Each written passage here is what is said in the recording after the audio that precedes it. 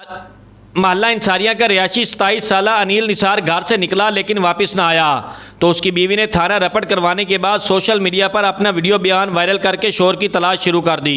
मेरे हाथ में जो तस्वीर है मेरे शोहर की है, जिनका नाम अनिल अहमद वल निसार अहमद, उम्र 27 साल है, को सुबह तकरीबन 2 बजे घर से शहरी लेने निकला है, जो कि अभी तक घर वापस नहीं आया।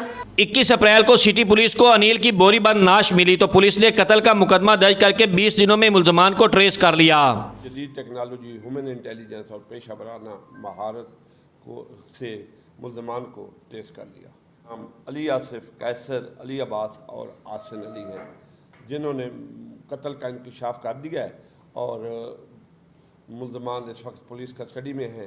और डीपीओ आमर न्याजी ने अंधे कत्ल का सुराग लगाने वाली पुलिस टीम को तारीफी सर्टिफिकेट और इनाम देने का ऐलान कर दिया है। कैमरा टीम के साथ अमीर उमर चमन, ARY न्यूज़, चिन्योट।